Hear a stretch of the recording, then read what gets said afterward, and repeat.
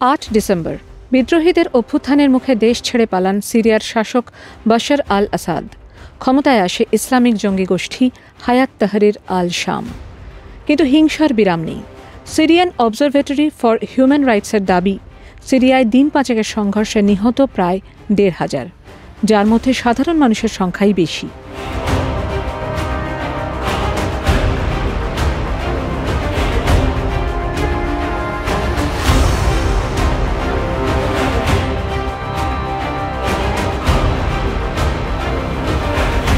উত্তর পশ্চিম সিরিয়ার সমুদ্র তীরবর্তী শহরগুলোয় এখনও আসাদের সমর্থকদেরই আধিপত্য।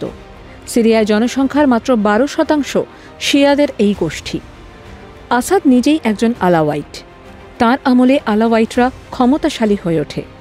সুন্নি ইসলামিক গোষ্ঠী ক্ষমতায় আসার পর শিয়া আলাওয়াইটদের অস্তিত্ব সংশয়ে। ৬ মার্চ সেনার উপর অতর্কিতে হামলা চালায় আসাদপন্থীরা। নিরাপত্তা বাহিনী ও প্রতিরক্ষা মন্ত্রকের অন্তত ১৬ জন মারা যান। আসাদপন্থীদের যোগ্য জবাব দিতে উপকূলে ভিড় করে বাইরে থেকে আসা বেসরকারি সশস্ত্র সুন্নি গোষ্ঠী। সিরিয়ার অন্তর্বর্তী সরকারের দাবি, আলাওয়াইটদের নিশানা করেন তাঁরাই। রাষ্ট্রপুঞ্জের অবশ্য দাবি, জড়িত সরকারি বাহিনীও।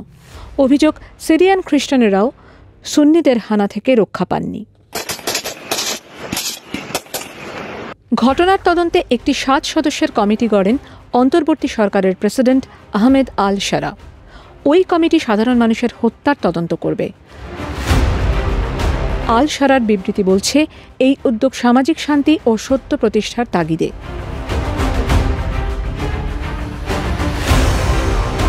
হায়াত তাহরির আল শাম বা HTS সুন্নি ইসলামিক জঙ্গি গোষ্ঠী। অন্য বিরোধী গোষ্ঠীর সঙ্গে হাত মিলিয়ে গণ অভ্যুত্থানের মধ্যে দিয়ে আসাদ সরকার ফেলে দেয়। সেই HTS-এর নেতা আহমেদ আল শারা। আল শারার সামনে সরকার চালানো এখন বড় চ্যালেঞ্জ। আল শারা দেশে ঐক্য প্রতিষ্ঠার কথা বলছেন, কিন্তু সিরিয়ায় এখনও একাধিক সশস্ত্র গোষ্ঠী। একটা এলাকা আলাদা আলাদা গোষ্ঠীর দখলে। উত্তর পূর্বের বিস্তীর্ণ এলাকা ২০১২ সাল থেকে কুর্দ নেতৃত্বাধীন সিরিয়ান ডেমোক্রেটিক ফোর্সের অধীনে। কুর্দ নেতৃত্বের সঙ্গে সরকারের চুক্তি হয়, যার ফলে সরকারি নিরাপত্তা বাহিনীতে মিশে যাবে কুর্দ সেনাবাহিনী। উত্তরের তুর্কি সমর্থিত বিদ্রোহী গোষ্ঠীও সরকারি সেনায় যোগ দেয়। আছে ইসরায়েলও। ১৯৬১ থেকে ধীরে ধীরে গোলান হাইটসের দখল নেয় ইহুদিরা।